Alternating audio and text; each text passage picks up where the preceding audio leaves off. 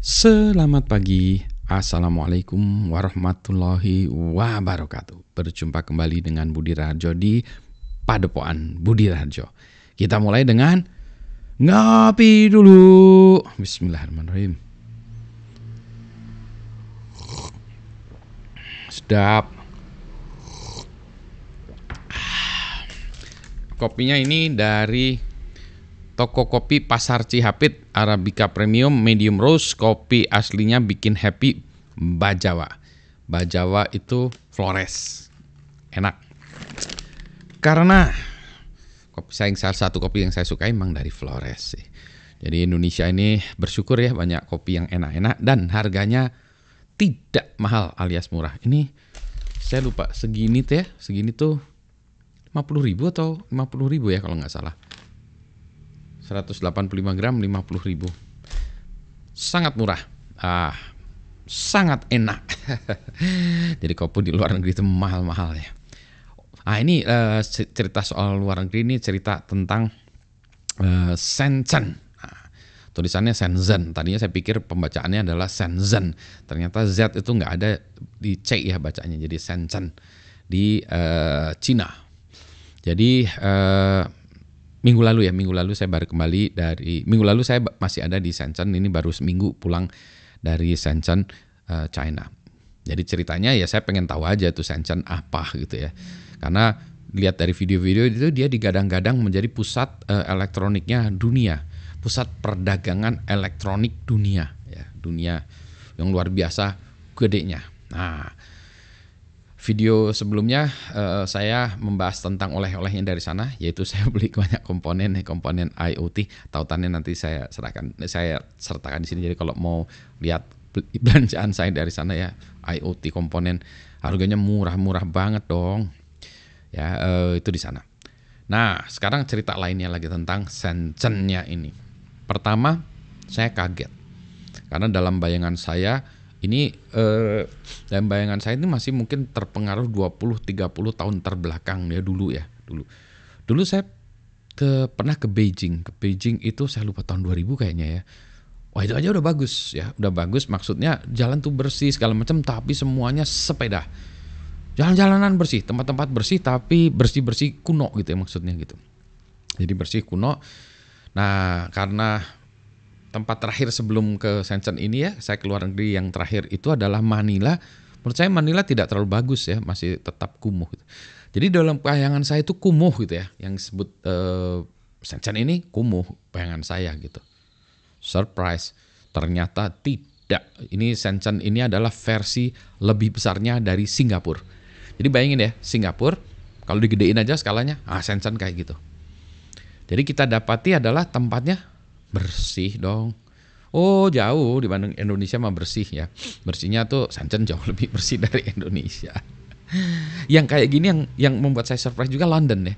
London juga membuat saya surprise. Karena kalau pikiran saya kalau kota-kota di Eropa tuh rada kumuh gitu ya. Old cities ya, kumuh, kotor gitu ya. Maksudnya bleak ya. Bleak itu apa ya namanya? Kan kalau hujan terus segala macamnya lembab. Iya, kotor-kotor itu bukan karena kotor orang buang makanan, bukan ya, tapi lembab. Ini apa? Bukan kumuh, tapi apa ya? Kebayang lah ya, itu cloudy gitu ya. Nah, kalau ini enggak, bersih luar biasa. London itu juga gitu, bersih luar biasa. Cara ngecek saya kalau mau bersih enggak itu adalah ke toiletnya. Public places, taruh toiletnya kayak gimana, kedai kopi, toiletnya kayak gimana. Dan semuanya London bersih, Shenzhen bersih. Bersih. Luar biasa bersih. Memang toiletnya beda ya dengan toilet orang Indonesia yang ada semprotannya. Ini beda karena orang Indonesia kan kebanyakan muslim. Meskipun di banyak tempat hotel mewah pun di Indonesia nggak ada banyak toilet yang nggak ada semprotannya. Something to think about, nanti kita bahas di tempat terpisah ya. Itu desainer orang Indonesia harusnya paham tentang kultur orang Indonesia. Tapi ini kan kulturnya di Cina ya. Jadi yang pertama adalah yang saya surprise adalah kebersihan. Benar deh. Tidak hanya di hotel jalan besar, tapi waktu saya pergi ke Huaqiangbei itu ya, itu pusat elektroniknya itu kan banyak kedai, maksudnya kios. Kalau di Indonesia BEC, kalau di Jakarta mungkin Mangga 2 ya, tapi untuk elektronik gitu ya, bersihnya dong jalan-jalan antara resik bener. Saya nyoba ke toiletnya, bersih. Di public library-nya juga gitu, di Shenzhen Library ya, saya nyoba ke toiletnya bersih dong ya. Ya pokoknya bersih ya. Jadi itu yang pertama yang menurut saya mengagumkan ya, bersih. Nah kalau ini ya kita lihat aja toilet di Indonesia juga sebagian besar sekarang, setidaknya kota besar ya bersih. Kayak Bandung tuh kalau kita pergi ke BEC segala macam toilet relatif bersih. Tapi ada tempat-tempat yang nggak keurus, maksudnya tuh peralatannya tuh nggak bener ya, misalnya kerannya kendor, pecah segala macam gitu ya. Nah itu yang di Indonesia tuh mungkin tidak dibudgetkan perawatannya. Bahwa kalau membuat sesuatu itu harus ada budget untuk perawatannya. Itu nggak kepikiran hanya membuat gitu aja. Jadi satu ya itu. Jadi kalau menurut saya itu ya pantas. Jadi nyaman lah ya di sana. Yang kedua, gede. Gede itu maksudnya kotanya gede, besar-besar. Jalannya tuh, saya nggak ngitung ya, 5, 6 jalurnya tuh ya. Lajurnya tuh 6, ada 6 atau 5, jadi gede. Kalau Singapura gitu ya, tetapi mungkin lebih sedikit ya, lebih sedikit dibandingkan saat ini.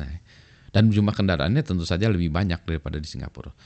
Makanya kalau di Singapura karena lebih lebih sedikit, jadi dia lebih ngebut ya kalau di Singapura. Kalau di Shenzhen enggak lah ya. Ya mesti ngebut juga, tapi gede-gede ya, size-nya tuh gede. Gedung-gedungnya juga gede-gede. Tapi dia lebih sparse ya, lebih jarang sedikit, jarak sedikit, jarang dibanding Singapura ya. Karena tanahnya gede. Jadi kalau Singapura kan ya cuma segitu-segitunya ya, areanya nggak bisa diapa-apain lagi. Kalau ini kan Cina tuh luas banget datarannya kayak Indonesia. Shenzhen ini kotanya juga luas ya. Jadi itu ke daerah-daerahnya tuh luas. Jadi karena gedenya itu, kalau saya mau jalan ya, misalnya dari hotel mau cari restoran nih, ada halal restoran di mana? Kalau jalan 1 jam 20 menit. Waduh, gempor lah jalan 1 jam 20 menit hanya untuk cari makan. Sananya 1 jam, habis makan balik lagi 1 jam. Balik sampai di hotel, lapar lagi, balik ke sana lagi. Kacau kan ya. Nah, tapi kalau naik mobil, naik kayak mobil ya, di sana tuh ada Grab-nya atau GoCar-nya namanya Didi gitu ya. Kayak orang Indonesia namanya Didi gitu ya. Itu cuma 12 menit, 15 menit, 19 menit gitu. Jadi memang karena jalannya gede ya, sehingga cepat ya kendaraan ke sana saat gitu. Gede-gede ini ya jalannya itu. Jadi ya gede itu ya. Jadi, nah jalan trotoarnya bagus, ya, ya. Nah, which brings me to the third, nomor 3. Nomor 3 itu banyaknya sepeda listrik. Ini harusnya saya kasih foto-fotonya, tapi ya sudah lah ya. Nanti saya kasih link aja ke, bagusan saya kayaknya buat blog ya. Nanti saya taruh foto-fotonya di situ. Ini saya susah aja masukin ke foto sini, nunjukin ini, jadi agak settingan saya untuk membuat video ini tidak ramah gitu. Saya harus mengedit lagi segala macam, capek ya. Jadi ngabisin waktu juga. Ya udah ceritanya percaya aja ya. Nanti foto-foto saya taruh di tempat lain, lihat tahu-tahutan aja atau lihat di Facebook saya kali ya. Tapi saya pengennya nanti buat blog lah ya. Saya tulis perjalanan Shenzhen dengan foto-fotonya. Banyaknya tuh sepeda listrik. Nah, sepeda listrik kalau dulu tahun 2000 tuh sepeda semua. Sekarang sepeda listrik. Atau motor listrik ya. Jadi ada yang sepeda listrik atau motor listrik, yang mana ya kayak sepeda tapi lebih gendut sedikit. Kayak menurut saya sih ya motor ya kali ya. Bedanya motor listrik sama sepeda listrik itu apa ya? Mungkin cc-nya kali ya, cc-nya.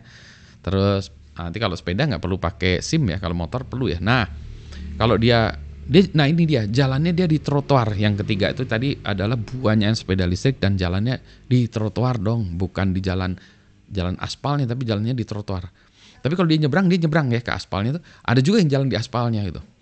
Jadi saya kadang-kadang bingung, ini sebenarnya sepedanya ini harusnya sebenarnya ya, benar aturan itu jalannya di aspalnya, di jalan-jalannya itu, atau di trotoarnya. Karena sedemikian bagusnya trotoarnya lebar ya. Gak kayak di Indonesia trotoarnya rusak, ini gak jelas, banyak bolongan. Ini gak, trotoarnya nyaman untuk orang bersepeda.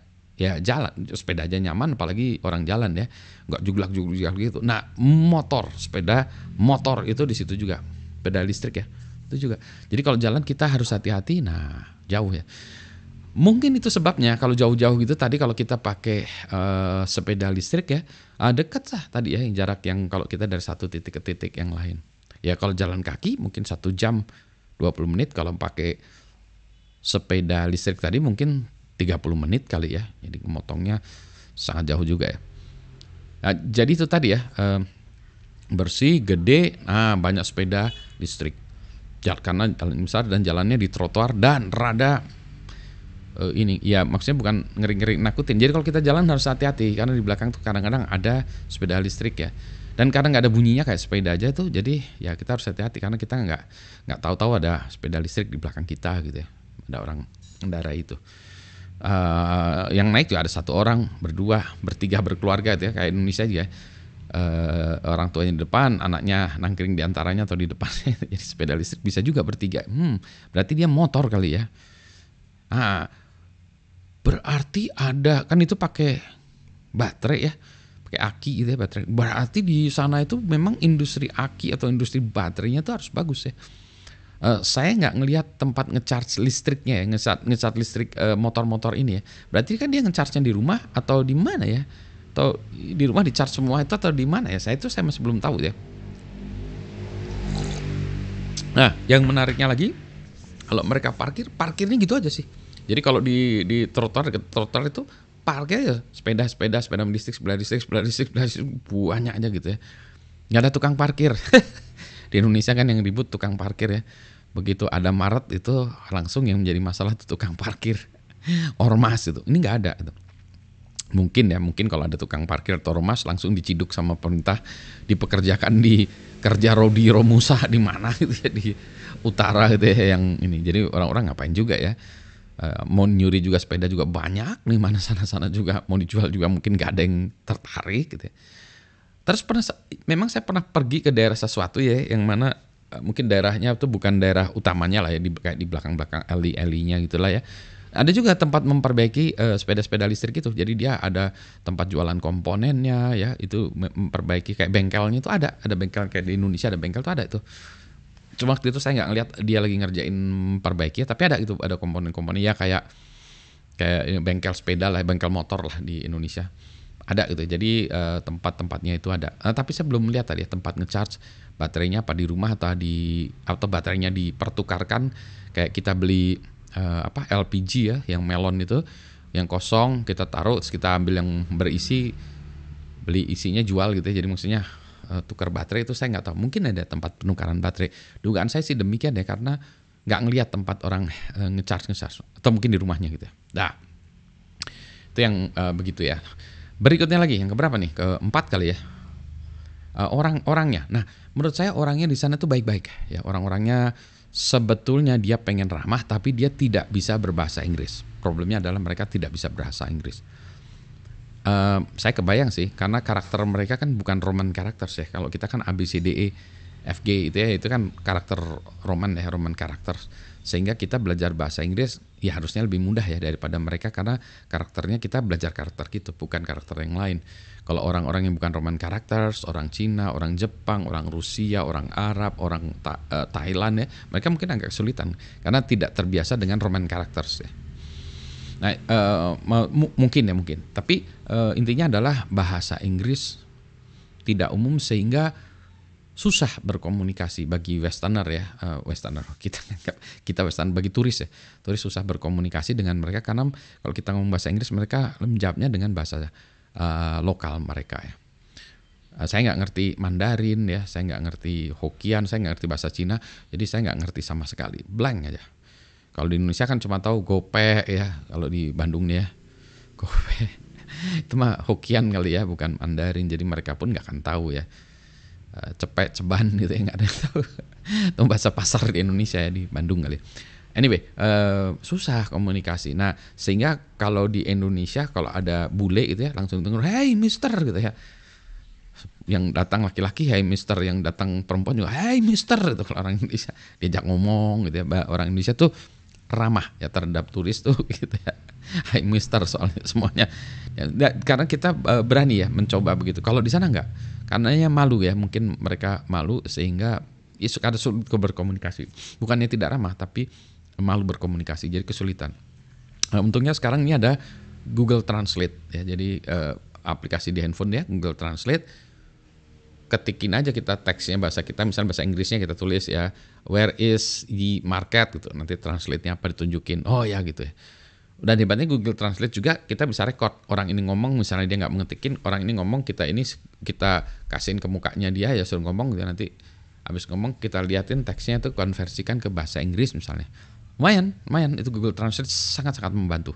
Oh juga bisa motret ya, misalnya kita lihat ada restoran, ada menunya apa gitu, apa ya ini kalau nggak jelas itu kita potret ya pakai, atau kadang nggak perlu dipotret, begitu ada image-nya Google Translate langsung dicek atau di foto, nanti kelihatan dia di overlay itu di atasnya ditampilkan teksnya bahasa Inggrisnya, terjemahannya. Karena saya konversinya ke bahasa Inggris, kalau bahasa Indonesia juga mungkin bisa konversi ke bahasa Inggris ini apa gitu ya. Misalnya ini lamian apa sate atau kebab istimewa atau apalah ada tulisan itu. Oh iya.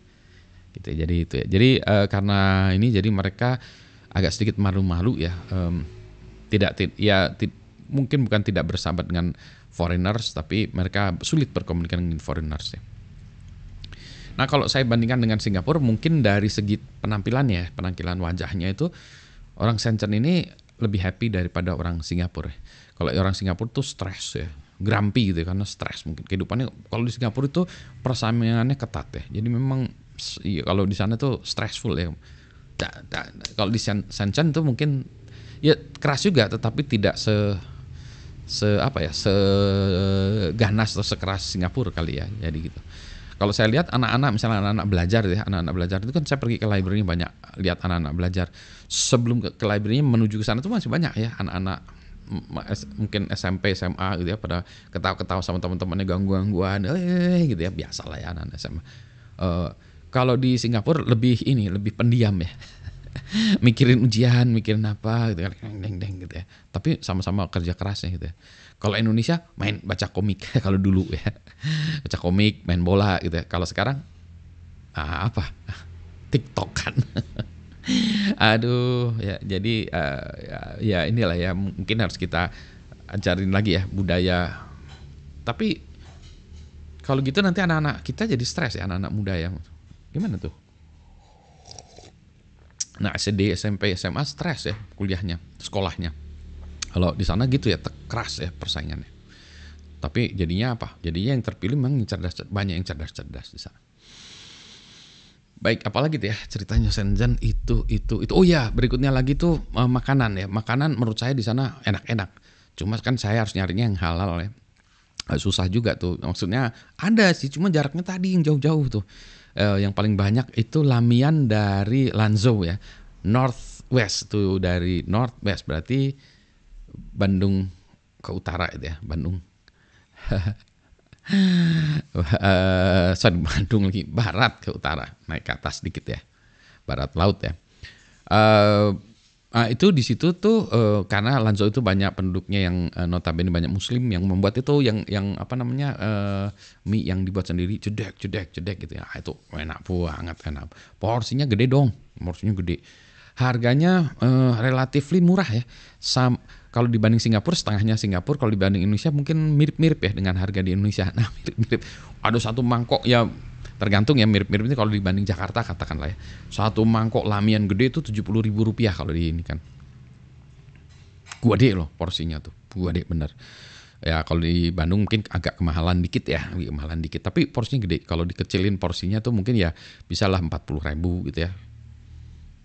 40.000 kali ya mungkin ya. Jadi ya relatively tidak terlalu mahal ya dibandingkan dengan Singapura. Ya karena kalau Singapura itu menjadi kota yang termahal saat ini. Jadi ya susah ya bandinginnya. Kayak di Singapura ngopi gini $8 nih, ngopi satu gini. $8 berarti 100.000 satu cup. Indonesia gini kalau di pinggir jalan ya, yang anak-anak yang kopi artisan, anak-anak mahasiswa yang di food truck tuh 18.000 atau 20.000. Kalau naik sedikit ada coffee shop itu 35.000 ya. Kalau naik sedikit lagi 35.000 sampai 50.000 kalau yang ini. Kalau di restoran 50.000, hotel 60.000, 70.000. Nah, sama semua sebetulnya rasanya. Turun sedikit lagi Starbucks keliling yang kopi tubruk yang pakai sepeda itu bisa sampai 5.000 turun lagi. Yang kali itu memang beda ya kelasnya ini. Tapi balik lagi apa? Sebetulnya makanan murah di sana dan enak. Saya beli buah-buahan, pisang, jeruk, anggur. Anggurnya gede-gede, enak, manis. beli jeruknya itu ya, saya kira tadi kulitnya tebel, saya kira wah ini kulitnya tebel, dalamnya mungkin jeruknya udah gabes, udah ya nggak ada airnya. Begitu dimakan airnya dong, wah jeruknya enak-enak, jeruk enak, anggurnya gede-gede enak, pisangnya enak. Jadi ya kalau buah-buahan enak ya. Atau memang karena saya belinya ada toko buah dekat hotel itu ya, toko buah, enak-enak. Harganya juga nggak mahal ya, saya beli belanja berapa tuh hasilnya 70 ribuan lah ya. Jeruk, pisang, bukan anggur ya, jeruk pisang, anggurnya di anak saya. Anyway, udah kelamaan, udah kepanjangan ya. Jadi saya mau ngopi juga, ini ngopinya udah dingin nih, udah 20 menit tinggal dikit lagi. Oke, yang penting gitulah ya. Jadi poinnya apa? Shenzhen adalah tempat yang menarik, pantas untuk dilihat ya. Datangin ke sana lah. One of the best places in the world gitu. Jadi itu contoh dari pemerintah Cina untuk menunjukkan bahwa Hong Kong tidak perlu khawatir, karena kalau dikelola oleh pemerintah Cina pun bisa menjadi kota high tech seperti ini, dan memang betul kotanya hebat ya. Itu dulu ya, yang ini tidak terkait dengan teknologi, tapi kota Shenzhen kotanya keren. Selamat pagi, assalamualaikum warahmatullahi wabarakatuh.